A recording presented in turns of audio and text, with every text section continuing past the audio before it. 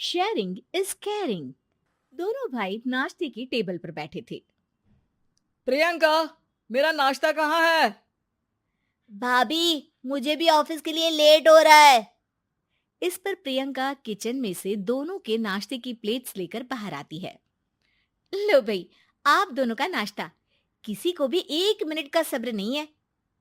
ये प्रियंका का ससुराल है, जहाँ कोई औरत ना होने की वजह से शादी वाले दिन से ही घर के साथ दोनों भाइयों की जिम्मेदारियां प्रियंका संभाल लेती है। दोनों भाई शांति से नाश्ता कर रहे होते हैं कि अंकुश अपने भाई की प्लेट से पराठे का एक टुकड़ा उठा लेता है। आपको पता है ना, मैं खाना शेयर नहीं करता, फिर भी मेरी प्लेट में से खाना जरूरी है क्या? अरे हद हो गई है, मुझे नहीं खाना अब।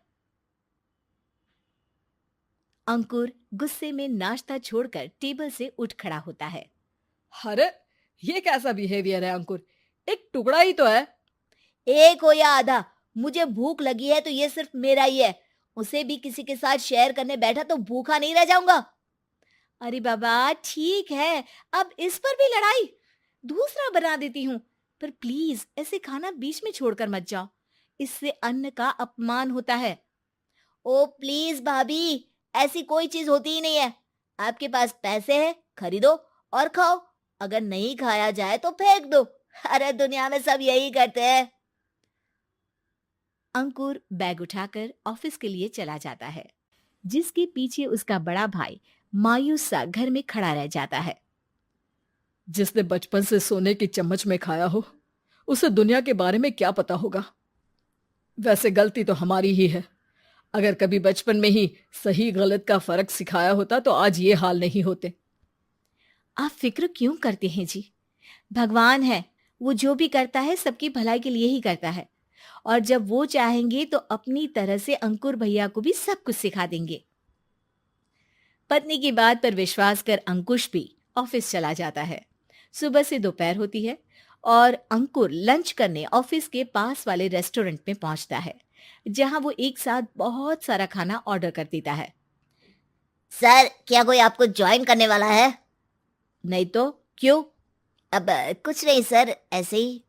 वेटर चला जाता है और कुछ देर में अंकुर का ऑर्डर लेकर वापस आता है, जिस पर अंकुर सब डिशेस में से थोड़ा थोड़ा खाकर बाकी ऐसे ही छोड़कर बिल देकर चला जाता है। वाह भगवान, तेरी माया।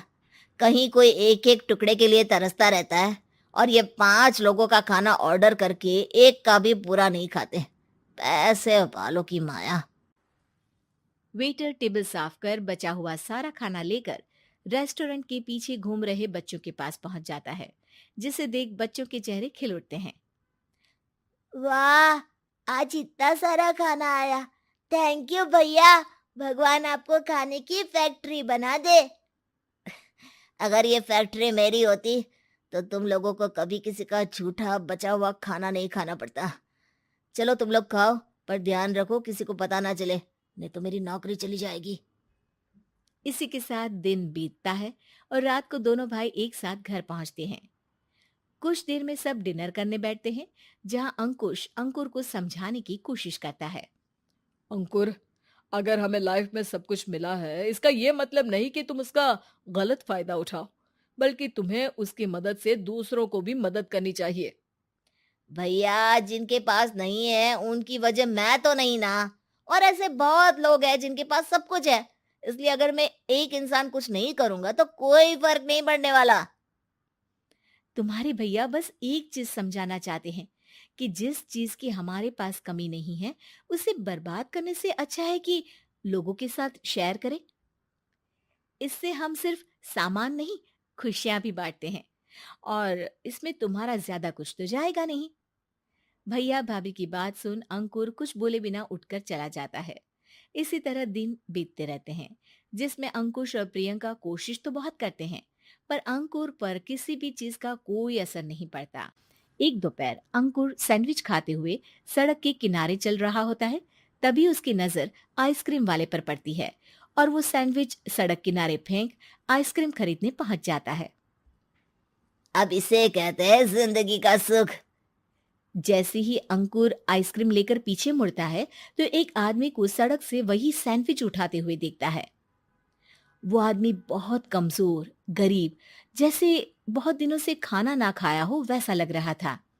अंकुर उसके पास जाकर खड़ा हो जाता है। उसे देखकर आदमी सैंडविच अंकुर की तरफ कर देता है। आपको भी खाना है क्या?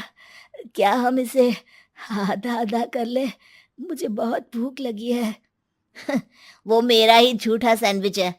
तुम दूसरा खरीद कर क्यों नहीं खा लेते? इसे क्यों खा रहे हो?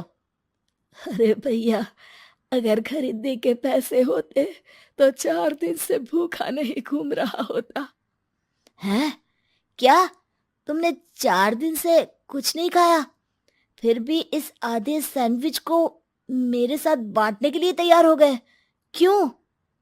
अरे भैया, पैसा नहीं है तो क्या हुआ, इंसानियत आज भी उतनी महंगी नहीं हुई, और ना ही उस पर अमीर गरीब का टैग लगा है जो हम उसे रख ना सके। पर अफसोस, आजकल लोगों के अंदर पोषण, खून या विटामिन से ज्यादा इंसानियत की कमी होने लगी है। आदमी की बातों से अंकुर को समझ में आ जाता है कि वो आज तक कितना गलत काम करता आ रहा था। इसके बाद से वो अपनी किसी के साथ शेयर नहीं करने और खाने को बर्बाद करने वाली आदत को छोड़ देता है।